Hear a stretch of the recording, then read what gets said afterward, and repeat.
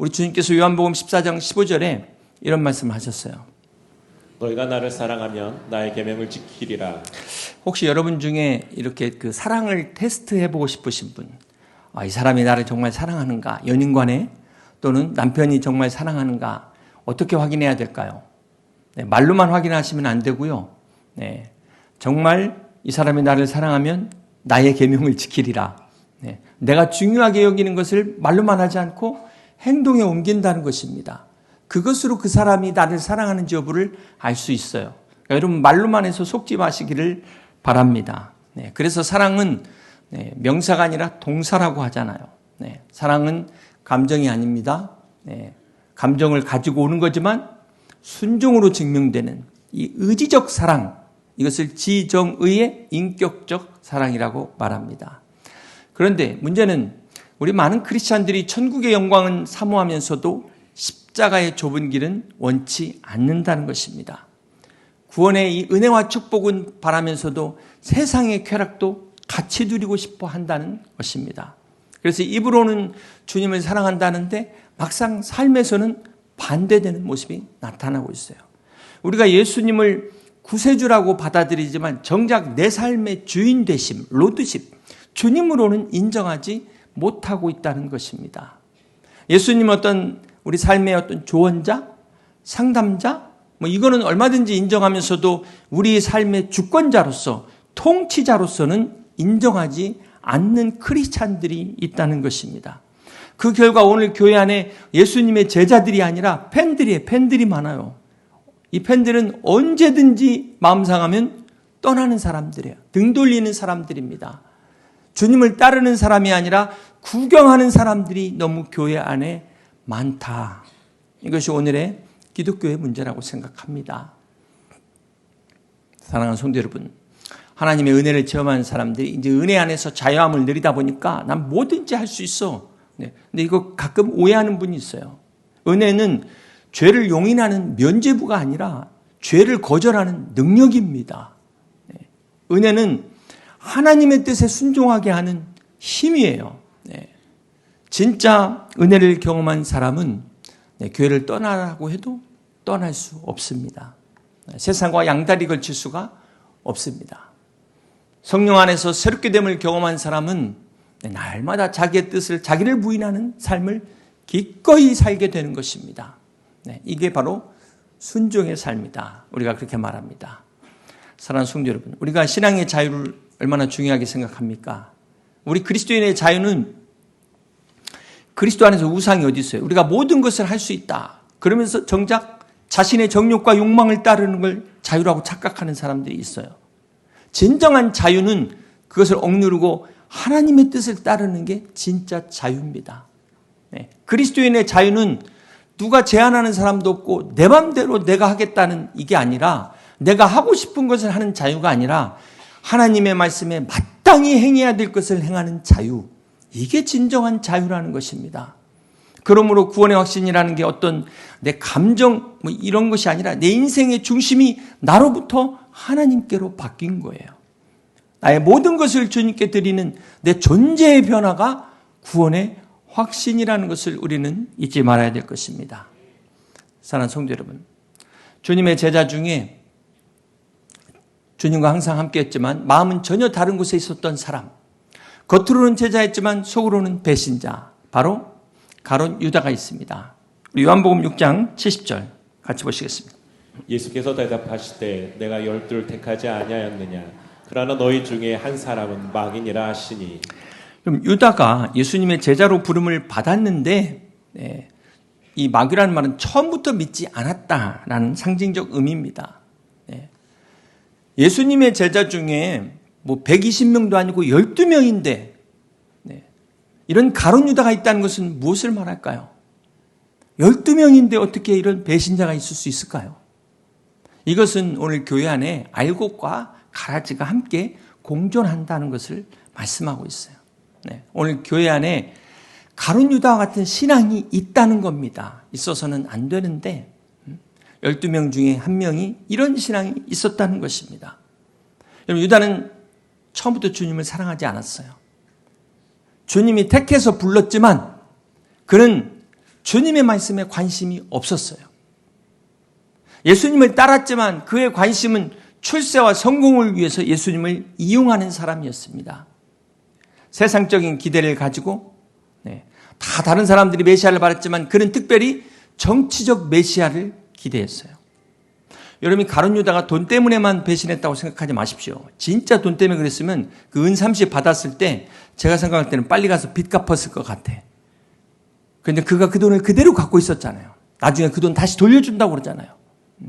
그는 자기의 정치적 메시아에 대한 야망이 있었던 거예요. 돈이 목적이 아니었어요. 자기의 신앙, 자기의 신념이 따로 있었다는 것입니다. 사랑하는 성도 여러분, 오늘 베드로와 유다의 차이가 뭘까요?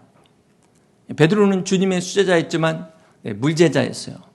결정적인 순간에 주님을 부인하고 의심하고. 그러나 진정한 문제는 무엇입니까? 이건 문제가 안 돼요. 중요한 것은 그럼에도 불구하고 베드로의 마음에는 진심이 있었다는 거예요. 예수님을 향한 그 마음이 진심이었다는 것입니다. 비록 그가 3번이나 주님을 부인했지만 주님을 향한 마음은 진심이었어요. 그런데 유다는 주님을 부인하지는 않았지만, 베드로처럼 부인하지는 않았지만 그렇지 않았어요. 그렇기 때문에 결정적 배신을 하게 된 겁니다. 사랑하는 성도 여러분, 최후의 만찬에 참석한 이 주님의 제자들 중에 그 자리가 마지막이라는 것을 안 사람은 단 2사람입니다. 예수님과 가룟 유다 둘 뿐이었습니다. 그 자리에서 주님이 죽으심에 대해서 이야기할 때 어쩌면 유다는 가슴이 철렁했을 겁니다. 주님이 마치 다 아시는 것처럼 실제로 다 아시죠. 그렇게 말씀했기 때문입니다. 주님이 제자들의 발을 씻기실 때 가장 찔림받아야 될 사람이 누굴까요? 이 유다 아닙니까? 웬만하면 그 3년간 같이 동고동록한 그 정이 있는데 어떻게 유다가 주님의 그 능력을 보고도 생각을 바꿀 법한데도 그는 끝내 회개하지 않습니다. 마태복음 26장에 보면 주님이 식사 중에 너희 중에 한 사람이 나를 팔리라고 이제 콕 집어서 이야기를 하세요. 그러자 제자들이 불안해서 묻습니다. 마태복음 26장 22절입니다. 그들이 몹시 근심하여 각각 여짜오되 주여 나는 아니지요. 베드로를 비롯해 다른 제자들이 주여 나는 아니죠. 나는 아니죠. 이렇게 묻습니다. 그런데 유다도 똑같이 질문해요. 25절입니다. 예수를 파는 유다가 대답하여 이르되 랍비요 나는 아니죠. 나는 아니죠. 겉으로는 똑같은 질문 같지만 그 내면에는 서로 다른 질문이에요. 베드로는 정말 자기가 아니기를 바라는 마음으로 물었습니다. 그런데 유다는 예수님이 정말 모르기를 바라는 마음으로 물은 거예요. 베드로는 자신의 약함이 너무나 안타까워서 나는 아닌지 물었는데 유다는 자신의 악함을 감추기 위해서 물은 것입니다. 유다가 주님 앞에 물었을 때 주님이 떡 한 족을 떼어주시면서 네가 잘 알지 않냐? 네 하는 일을 속히 하라. 이제 유다는 최종 결정을 해야 되는 순간이 왔습니다. 설마 했는데 주님이 다 알고 계신 것이었어요. 유다 입장에서는 마지막 기회가 왔습니다. 마지막. 이제라도 멈추면 되는 거예요. 유다의 발을 친히 씻기시고 떡을 떼어주신 주님과 눈을 마주쳤다면 그 자리에서 멈췄어야 했습니다. 그런데 유다는 주님의 눈길을 외면합니다. 주님의 말씀에 귀를 막습니다. 그리고 마음을 더 독하게 먹습니다. 그리고 밖으로 나갑니다. 그날 밤 유다는 예수님을 팔아 넘기게 됩니다. 사랑하는 성도 여러분, 유다가 얼떨결에 사단의 유혹에 빠진 걸까요? 얼마든지 회개할 기회가 있었음에도 의지적으로 사단의 뜻을 따랐어요. 이게 문제입니다. 사랑하는 성도 여러분, 유다의 문제가 무엇이라고요? 유다는 주님의 설교를 직접 들었고 기적을 직접 봤지만 변화되지 못한 것이 문제입니다. 사랑하는 성도 여러분, 오늘 이 유다의 모습과 우리의 모습을 한번 비교해 보길 원합니다. 유다는 배신자인데 나는 배신할 마음이 없어. 유다하고 나하고는 무슨 비교야? 전혀 상관없는 일이야. 과연 이렇게만 생각할 수 있을까요? 왜 유다가 됐을까요? 원래는 찬양이라는 뜻인데 그 유다가 왜 주님을 찬양하지 못하고 배신자가 됐을까요? 그것은 말씀을 듣기만 하고 변화되지 않았기에 배신자의 길을 갈 수밖에 없다는 것입니다. 예배 중에 감동을 받았는데 거기서 끝, 회개로 이어지지 않았기 때문에 배신자의 길을 가게 된 겁니다. 주님을 믿을 때 주님을 이용하려는 이 마음을 끝까지 버리지 않았기 때문에 유다가 배신자가 되었다는 것입니다. 사랑하는 성도 여러분, 오늘 우리는 어떤 믿음을 가지고 주님을 따르고 계십니까? 야고보서 1장 22절입니다. 너희는 말씀을 행하는 자가 되고 듣기만 하여 자신을 속이는 자가 되지 말라. 사랑하는 성도 여러분, 유다는 예수님을 몰랐기 때문이 아니라 알면서도 안 믿었어요. 안타까운 것은 유다처럼 진짜로 믿지 않는 사람이 있어요. 우리는 그 사람을 종교적인 크리스찬이라고 말합니다.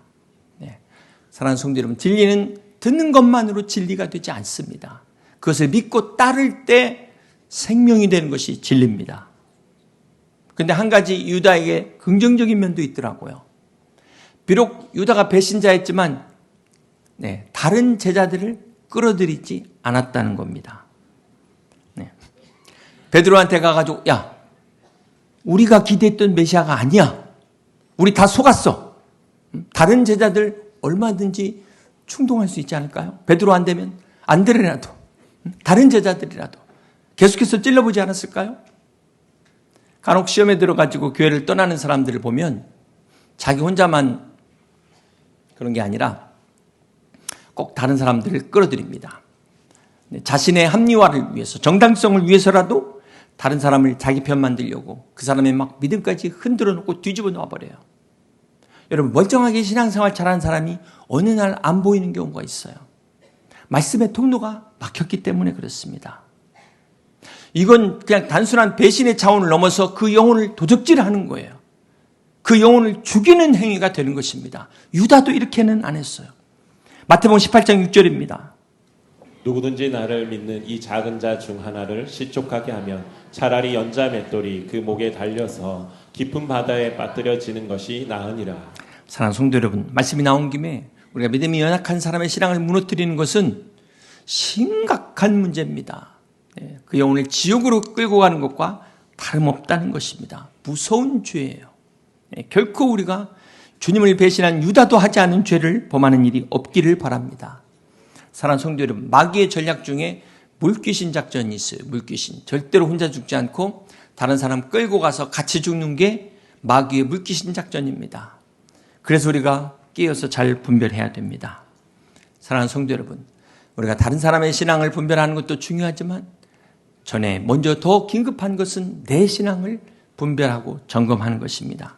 바라기는 이 가운데 한 사람도 유다와 같은 신앙이 없기를 바랍니다. 오늘 내 신앙이 유다와 같은 신앙은 아닌지 그러기 위해서 돌아보시고 말씀 가운데 세우는 귀한 믿음 되시기를 주님의 이름으로 축복합니다. 자, 그렇다면 어떻게 해야 우리가 이 유다와 같은 이러한 믿음의 길을 가지 않고 참된 믿음의 길을 갈 수가 있을까요? 야고보서 2장 26절입니다. 영혼 없는 몸이 죽은 것 같이 행함이 없는 믿음은 죽은 것이니라. 우리가 믿음이 있다면서도 행함, 순종의 열매가 없는 믿음은 죽은 믿음과 같다고 말씀하셨습니다. 여러분, 우리는 구원하면은 단순히 그 전에 우리가 예수님 영접했던 그 사건을 기억합니다. 그러나 이 구원의 그 과거고 현재성, 지금 삶 속에서 열매로 나타나고 있는 이 성화의 삶, 이것이 중요하다는 것. 그래야만 영화로 이어지는 것입니다. 마치 건강한 나무가 계절마다 잎의 변화를 나타내잖아요. 그래서 마침내 결실의 열매를 맺는 것처럼 이게 살아있는 나무입니다. 살아있는 신앙은, 참된 신앙은 반드시 열매를 맺게 되어 있어요. 거룩의 열매를 맺게 되어 있습니다. 믿음의 열매를 맺게 되어 있습니다. 순종의 열매를 맺게 되어 있습니다.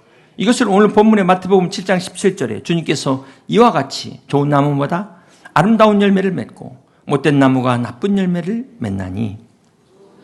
나쁜 열매를 맺을 수 없고 못된 나무가 아름다운 열매를 맺을 수 없느니라. 아름다운 열매를 맺지 아니하는 나무마다 지켜 불에 던져지느니라. 이러므로 그들의 열매로 그들을 알리라.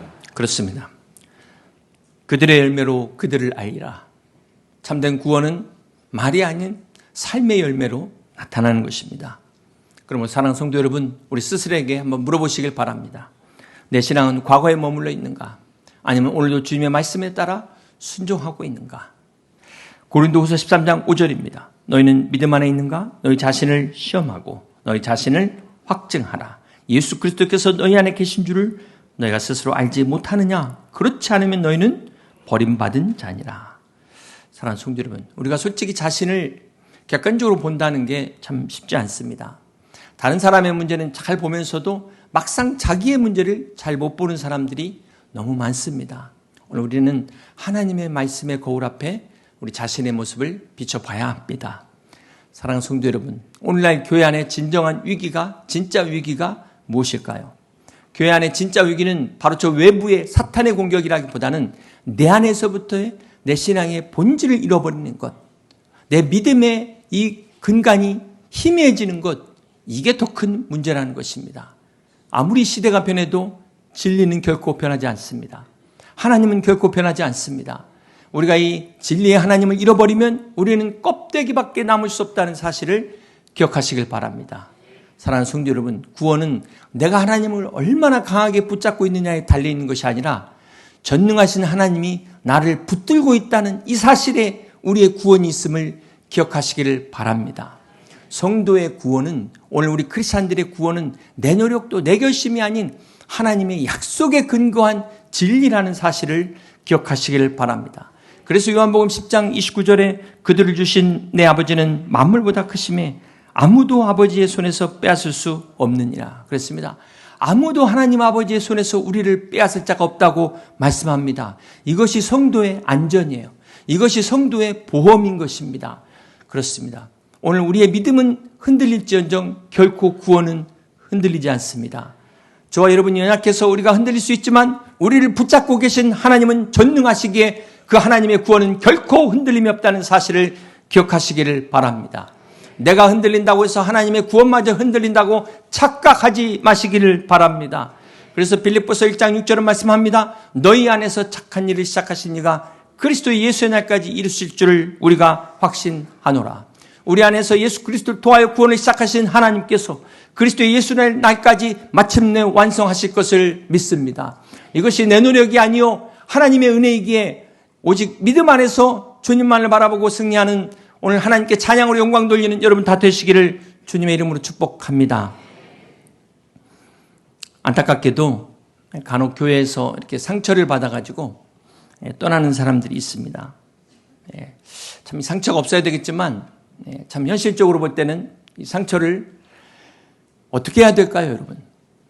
근데 잘 한번 보세요. 이런 분들은 과거의 상처에 붙잡혀 있어요. 여전히 그때가 뭐 몇 년 전인지 모르겠지만 과거가 현재를 다 삼켜버리고 아니 미래까지 삼켜버린 상태입니다. 그런데 한번 생각해 보세요. 어떤 사람한테는 그 상처가 하나님을 떠날 이유가 됐는데 오히려 어떤 사람은 그것 때문에 하나님 앞에 더 나가는 사람이 있어요. 더 기도하는 사람이 있다는 거예요. 더 하나님을 붙잡는 사람이 있다는 거예요. 이게 내 자유 아니겠습니까? 이런 자유가 있어야 되지 않겠습니까? 오늘 우리의 자유를 신앙을 떠나고 교회를 떠나는 자유가 아니라 하나님을 붙잡는 자유, 하나님을 붙드는 자유, 이런 말씀을 붙드는 자유가 되시기를 주님의 이름으로 축복합니다. 오늘 우리에게는 두 가지의 선택이 놓여 있어요. 어떤 고난이와 어떤 상처가 왔을 때 내가 여기서 하나님 원망하고 저주하고 떠날 것이냐, 아니면 더 깊게 하나님을 붙들고 나갈 것이냐. 사랑하는 성도 여러분, 신앙은 축복의 결과로 증명되는 것이 아니라 고난의 한가운데 드러나는 것이 진정한 믿음입니다. 그래서 야고보서 1장 2절이 이렇게 말씀해요. 내 형제들아, 너희가 여러 가지 시험을 당하거든 온전히 기쁘게 여기라. 이는 너희 믿음의 시련이 인내를 만들어내는 줄을 너희가 알미라. 시험 당한 성도님들 계십니까? 네. 신앙의 실패가 아니에요. 하나님 여러분을 사랑하지 않아서가 아닙니다. 믿음의 시험은 오히려 신앙의 증거다. 네. 기쁘게 여겨서 전화위복의 역사를 만드시기를 주님의 이름으로 축복합니다. 네. 사랑하는 성도 여러분, 믿음의 선진들은 그 시험 가운데서도 하나님을 원망하지 않고 하나님의 약속의 말씀을 붙들고 더 순종했어요. 요셉이 그랬고 아브라함이 그랬고 모든 믿음의 사람들이 그렇지 않았습니까? 네. 그래서 사랑하는 성도 여러분, 기다림은 믿음의 시간입니다. 네. 이 기다림을 통해서 우리가 믿음이라는 것을 다시금 생각하게 돼요. 믿음이 없는 사람은 절대로 기다릴 수가 없기 때문에 그렇습니다. 침묵이라는 것은 하나님이 주무시는 게 아니라 하나님의 가장 깊은 언어예요. 사실상 우리가 가장 힘들 때 하나님이 가장 가까이 계시는 것처럼, 태풍의 한가운데가 고요한 것처럼, 우리가 가장 어렵고 힘들 때 하나님은 그때 우리를 업고 계셨다는 모래 위의 발자국을 기억하시기를 바랍니다. 사랑하는 성도 여러분, 신앙은 결과를 보는 게 아니라 보이지 않는 하나님을 신뢰함으로 결과를 얻는 것, 결과는 그냥 따라오는 것입니다. 그러므로 우리가 눈에 보이는 결과를 사모하는 것이 아니라, 결과를 따라가는 것이 아니라 오직 주님만을 믿음의 눈을 들어서 더욱 바라보고 신뢰할 수 있는 저와 여러분 다 되시기를 주님의 이름으로 축복합니다. 마지막으로 카일 아이들먼 목사님이 나의 끝, 예수의 시작이라는 책에 보면은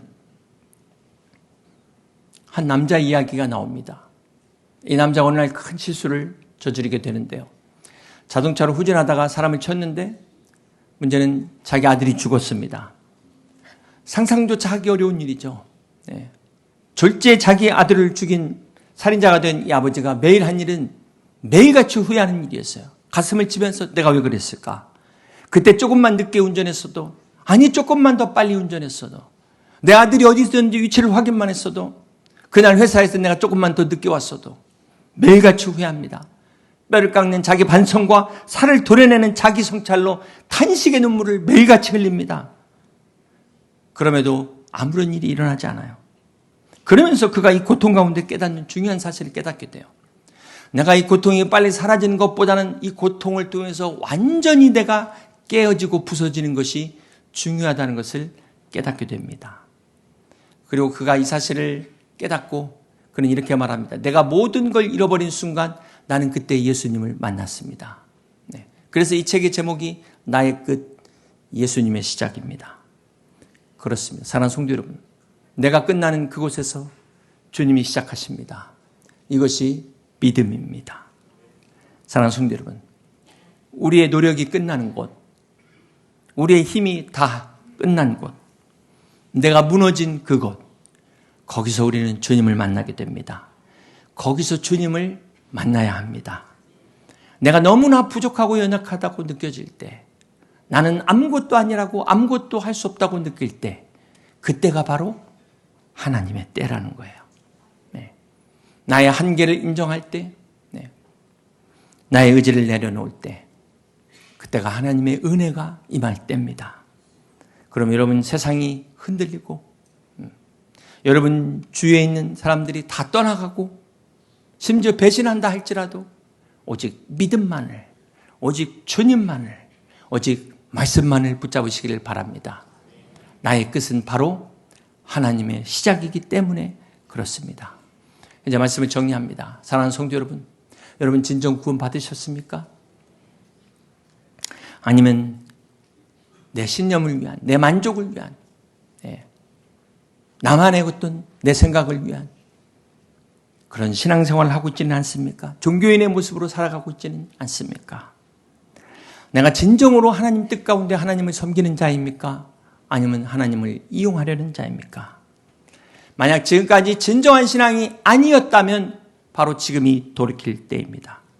만약 지금까지 종교인으로서만 살아왔다면 바로 지금이 주님을 만날 때입니다.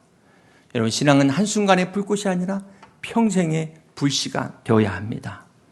그러므로 나의 노력과 행위로 내 구원을 내가 증명하는 것이 아니라 믿음의 열매로, 순종의 열매로 구원이 증명되어지는 은혜가 있으시기를 주님의 이름으로 축복합니다. 진정한 믿음은 나를 변화시킵니다. 진정한 믿음은 우리를 자유케 합니다. 진정한 믿음은 우리를 끝까지 붙들어 줍니다. 그러므로 이 시간에 우리가 함께 같이 결단하기를 원합니다. 주님, 내가 진정으로 주님을 믿기를 원합니다. 진정으로 말씀에 순종하며 살기를 원합니다. 내가 끝까지 주님을 따르겠습니다. 오늘 이 결단이 오늘 하루 2025년, 아니 우리 평생을 통해서 귀한 열매로 우리의 믿음을 증명하는 우리 여의도 침례교회 귀한 성도들 다 되시기를 주님의 이름으로 간절히 축원합니다.